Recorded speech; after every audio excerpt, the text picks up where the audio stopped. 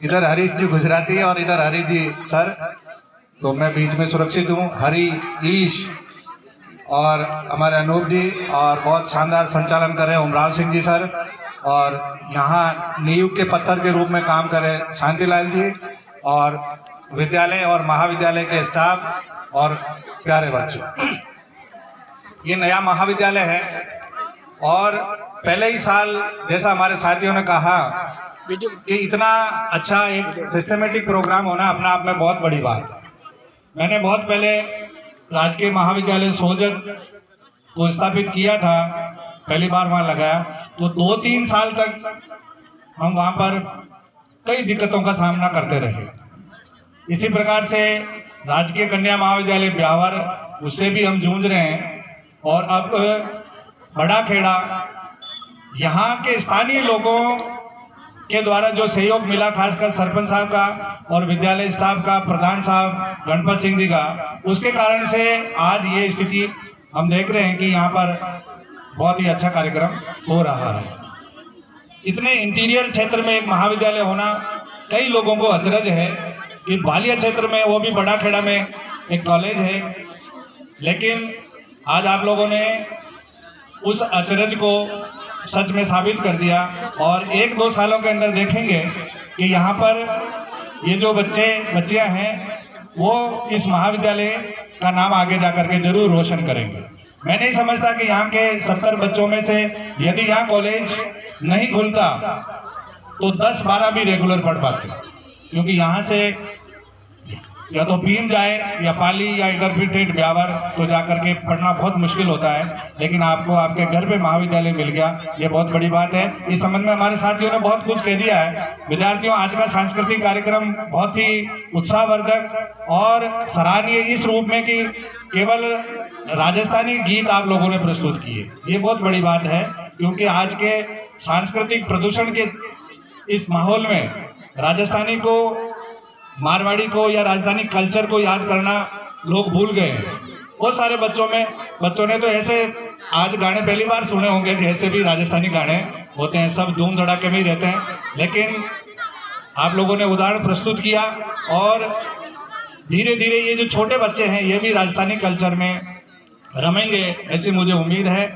हम जब महाविद्यालय में एडमिशन लिए तो वहाँ पर जब वार्षिकोत्सव होता था तो वहाँ नाम लिखाते थे, तो हमारे यहाँ एसडी गवर्नमेंट कॉलेज की ये परंपरा थी कि सांस्कृतिक कार्यक्रम में एक ढोलक और एक हारमोनियम दे दिया जाता था, इसके अलावा कुछ भी अलाउ नहीं था, ये डीजे वीजे कुछ भी अलाउ नहीं थे।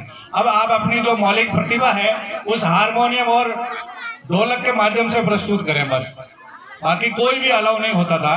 तो जब नाम लिखाते थे तो हमें पता है कि जब गाना प्रस्तुत करते थे तो पूरे भोपे जी की तरह खेलते थे, पाँव धूसते थे पूरे। मंच पे जाना बहुत आसान नहीं है, मंच पे जाना बहुत टेढ़ा है, क्योंकि वहां पर तालियां मिलती है तो प्रस्तुतिकरण गड़बड़ होती, गालियां भी मिलती है। तो जो तालियों और गालियों में सामंजस्य स्थापित कर ले वो अच्छा कलाकार हो सकता है। और एक विद्यार्थी का ऑल अराउंड परफॉर्मेंस या विकास होना तभी संभव है जब आप को करिकुलर एक्टिविटीज में भाग लेते हैं। केवल पढ़ करके मेरिट में आ जाना ये आज के जमाने में ना काफी है। आपको सांस्कृतिक, साहित्यिक, खेल कूद हर क्षेत्र में जब आप आके रहेंगे, ऑलराउंडर रहेंगे, हरफन बोलना रहेंगे, तभी जाकर के सर्वाइव कर पाएंगे। तो आज का ये जो आयोजन है वो आपकी प्रतिभा को निखारने का एक छोटा सा मंच है। इस मंच का जिसने सही सदुपयोग कर लिया वो आगे जाकर के बहुत बड़े अच्छे कलाकार भी हो सकते हैं। जैसे ये अभी शांतिलाल जी कह रहे थे कि 1-2 बच्चे ऐसी है जो बिल्कुल इतना शर्माती है और क्लास में भी बिल्कुल मुंह नीचे करके बैठती है, लेकिन आज वो यहाँ परफॉर्मेंस कर रही है। तो आगे जाकर के ये जो मंच है आपके जो अंदर छिपी हुई प्रतिभा है उसको निखारने का माध्यम साबित होगा। हमें बहुत अच्छा लगा और खासकर विद्यालय का जो स्टाफ है, उमराव सिंह जी एंड पार्टी, इन्होंने पूरा कोऑपरेट इस महाविद्यालय को किया है। तो मैं इस रूप में आपका जैसे आभार व्यक्त करता हूँ। शांतिलाल जी का तो खैर आभार व्यक्त करना मुनासिब है नहीं, क्योंकि ये तो यही मगरे के जीव हैं और मगरे के जो जीव है उनको, मगरे के लोगों के विकास में बड़ा आनंद महसूस होता है। तो मुझे भी यहाँ आकर के बहुत आनंद महसूस होता है। मैं 4थी 5वीं बार आ गया हूँ और बहुत अच्छा लगता है कि यहाँ पर सभी लोग घुल मिल करके हिल मिल करके रहते हैं। इस महाविद्यालय का विकास भी इसी प्रकार से घुल मिल करके होगा। और एक दिन ये बड़ा खेड़ा जिसको शहरी लोग, हमारे यहाँ स्टाफ में बहुत लोग बैठे बैठे चर्चा करते हैं कि यार कहाँ महाविद्यालय खोल दिया, वहाँ कोई ये तो जरूरत है, महाविद्यालय तो शहरों में ही होने चाहिए, ऐसी जगहों में हमें जाना पड़ता है।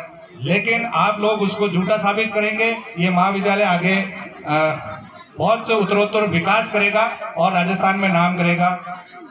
जो विद्यार्थी अभी परीक्षा सेमेस्टर फर्स्ट 8 तारीख से शुरू हो रहा है आप लोगों का, और आपका सेमेस्टर फर्स्ट जो है ब्यावर कॉलेज में ही होगा, तो उसकी आप तैयारी कर लें। फिर सेमेस्टर सेकंड हो सकता है कि जून में हो।